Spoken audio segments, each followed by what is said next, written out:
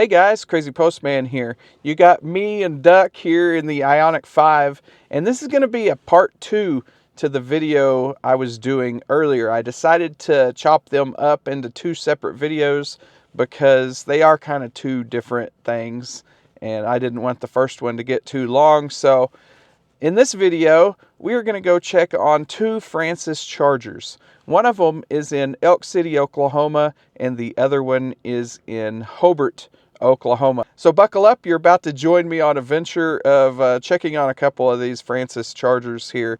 So let's go ahead and join my past self at the end of the first video. By the way, I will link that one in the description just in case you didn't see part 1 talking about the Flying J Charger. So let's go ahead and go back in time to the end of my part 1 video. So it looks like I could get home, spin y'all around here. You can see I have 68%. So I didn't use 50% of my battery to get here. But here's the thing you got to keep in mind. I don't have any DC fast charging options where I live. So if I plugged in at 32 amps, it would take me quite some time to be able to recharge my car. And since I'm an EV only household, I'm going to be stuck at home if I just drive straight home, because to get anywhere from my house is 60 miles plus.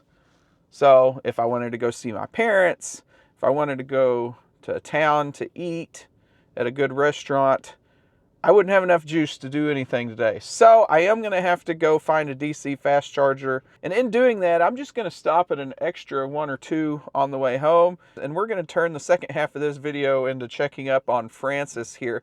They did just change their pricing to 49 cents per kilowatt hour with no connection fee.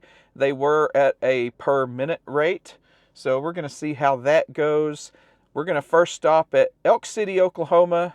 And those sites have always been derated, like I said earlier. We're just going to check that they still are derated, but they do usually work. So we're going to try that, and then we're going to go to Hobart, Oklahoma, and get a full charge on the free juice down there. Not sure who's paying for that. I'm sure it's not Francis. Out of the kindness of their heart, it's probably a deal with the city or the electric provider. So let's get to Elk City and try out those stations. This is a weird intersection. But oh gosh, yellow. Don't look. It stayed yellow the whole time. I'm safe. So it's behind this gas station here. This is a Hutch's gas station, but the actual chargers are back here at the thing called Huddle House. And there they are, just right over there. Doesn't look like anybody's using them. So we're going to be a spectacle here for everybody inside eating at the tables. They're going to be looking out the window at me. What are you doing? We're going to take the last spot over here. Actually, not the last spot. I'm going to be blocking. I'm actually kind of blocking a charger because my charge port's on the wrong side. If you see here, there's one back there that I'm not going to be charging at. I'm going to be charging at the one over there.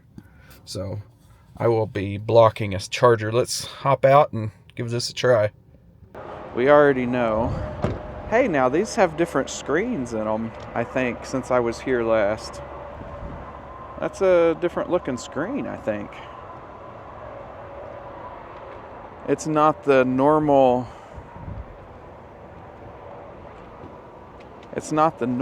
Oh, this one's different.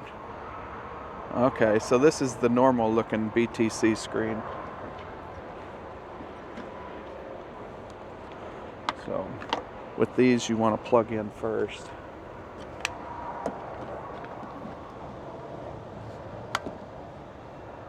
Okay, got it plugged in. We're going to show our RFID card here because we know that credit card reader doesn't work from past video. And I'm 98% sure we're only going to get 50 kilowatts. Okay, my card was charged $20. That's just a hold.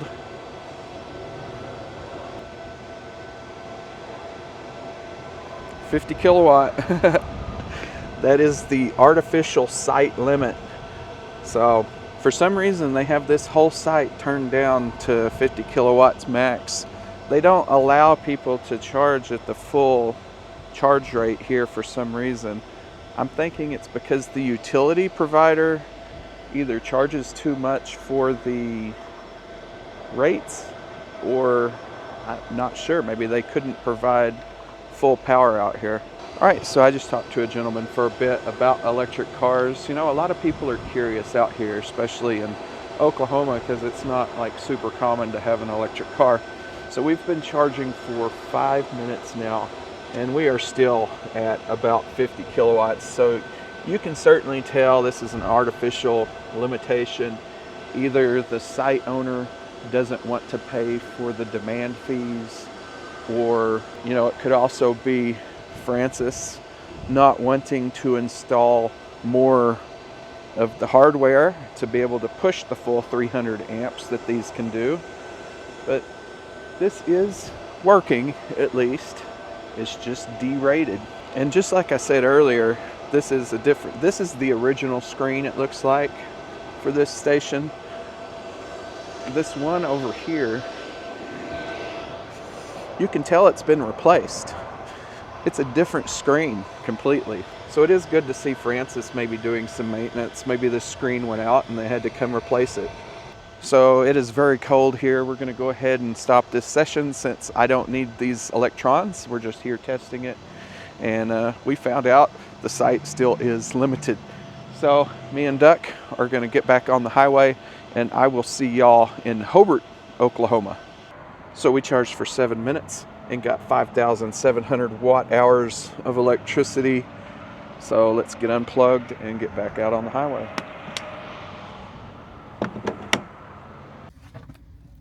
I had to switch over to the car's built-in navigation because I guess Verizon has such crappy service in this town. I couldn't even get any maps to load. I couldn't get Android Auto to respond. Nothing. So saved by the factory navigation here in Elk City, Oklahoma.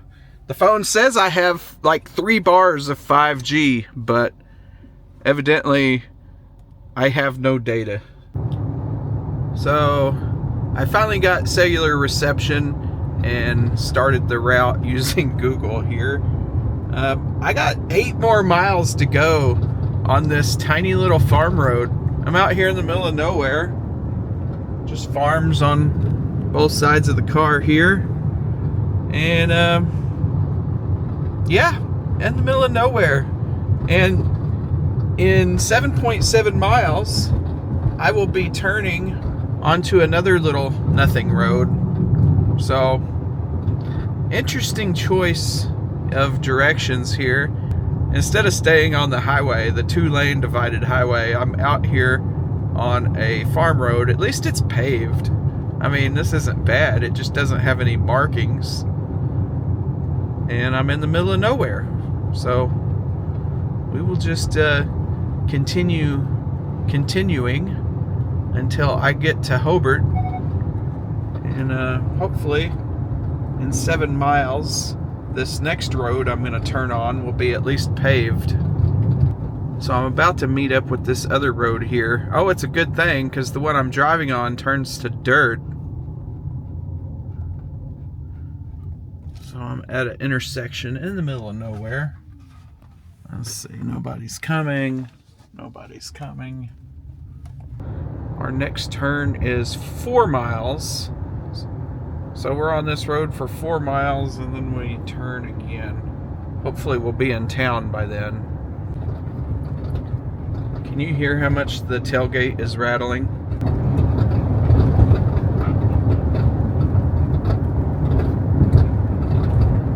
This Ioniq 5 has the worst tailgate rattle of any car I've ever been in.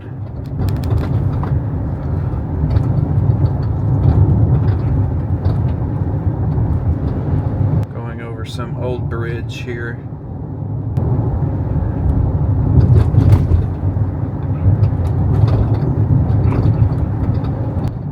That tailgate is just horrible. continuous rattle.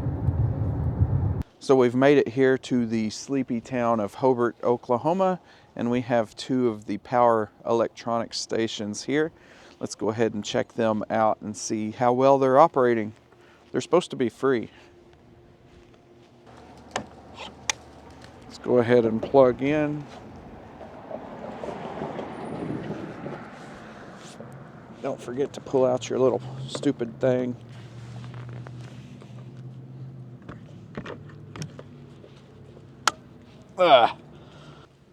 CCS. How to start a session. Use the app or tap the RFID card. RFID card does not seem to be working. Let's go ahead and use the app. So we are going to go to Francis Energy. We are at HDT01.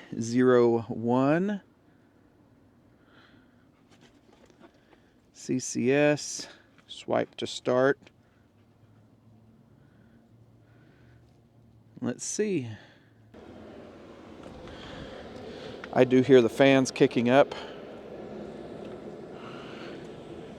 This screen is really hard to see. Oh, with my sunglasses off, it's not. The polarized sunglasses really affects this screen.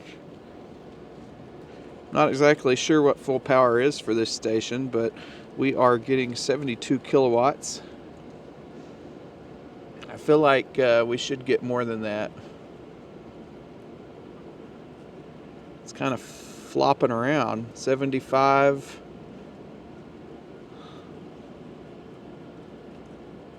$84. Oh, 65. I wonder if there's something wrong with this one. It's flopping around quite a bit. But it does have new QR codes on it, and it does say HDT01 at the top. That's relatively new. I don't think that was here the last time I was here. It is good to know they are coming out and checking on these things occasionally. We're bouncing around quite a bit. Now it's bouncing up to the 90s, 105. Now back down. So it's going all the way down to the 40s, to the 20s. Let's go ahead and try to plug into the other one. We got like a signet surge going on here. We're going to call this the power electronics surge, I guess. But it is bouncing all over the place. We're down to the 20s, 2 kilowatts.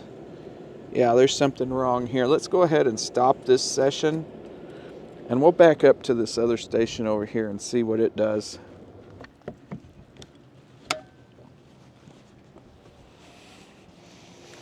Okay. So we're going to say CCS. Tap RFID card on the reader. That worked. It read my RFID card this time. So let's see what this one fires up to.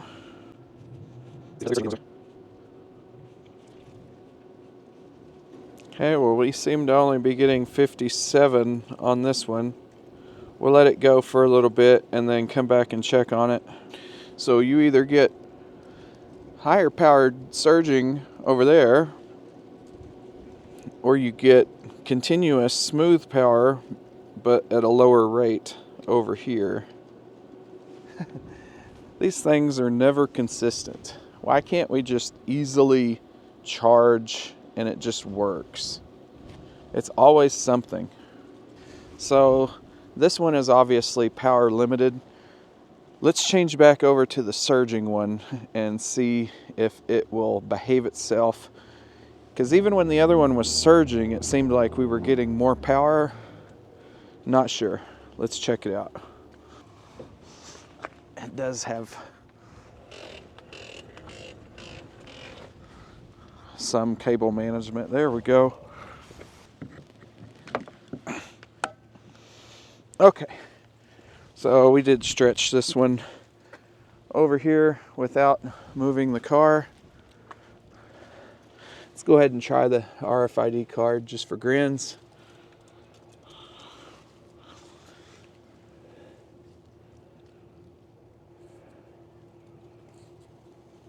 Nothing. All right, we're going to start this one with the app again. So we do get more power initially. Wow, look at that. But it's still surging. I don't know if that's bad for the car or not. It's all over the place. But it is higher than 58 kilowatts.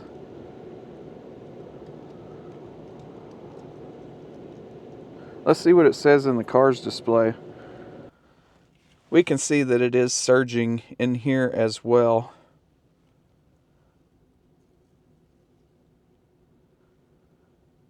But I suppose as long as it stays at a higher rate than 58, I'm doing better over here on this one that's surging.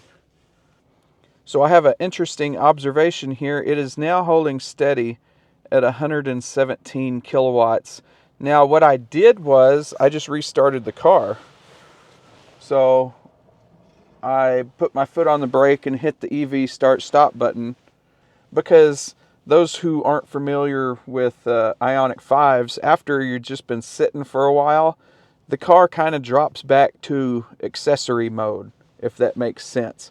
So I went ahead and restarted it to turn it fully on, and that stopped the surge that was going on. So I'm not sure if the station out there kind of worked out its problems finally, or if me starting the car fixed it. But now we are charging at a steady rate. So in 6 minutes I'll be to 80. Well, the surging has continued.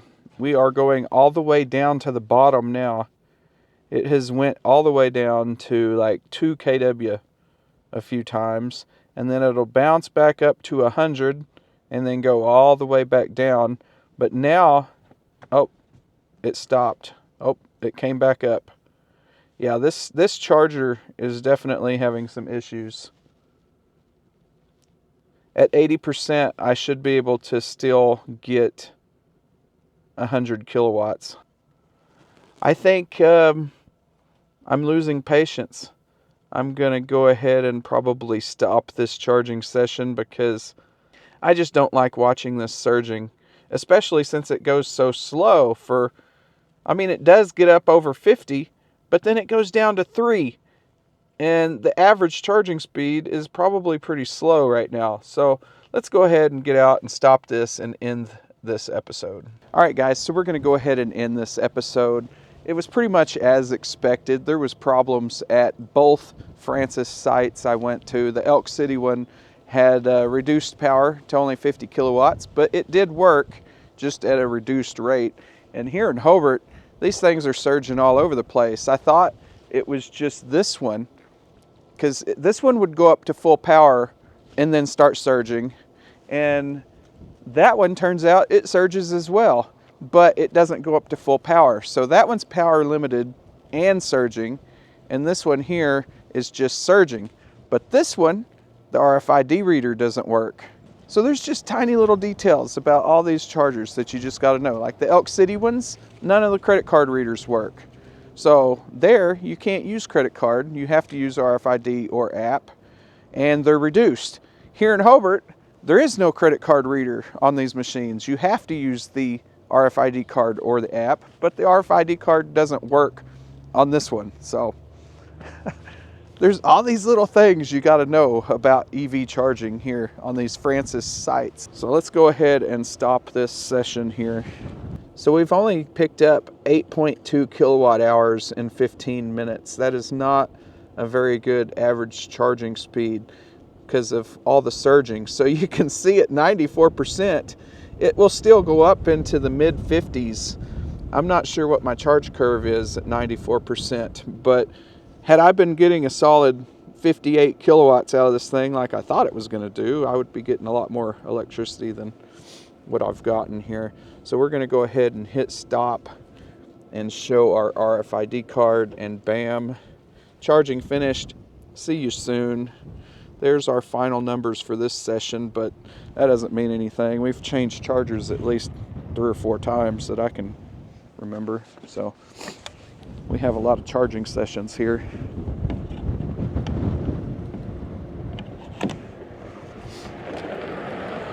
So let's get buttoned up and we are going to end this episode out. You ready to go home, Duck? You tired of being in the car? Yeah. Duck's been all over the state with me today. So thanks for watching, and we will see y'all in the next one.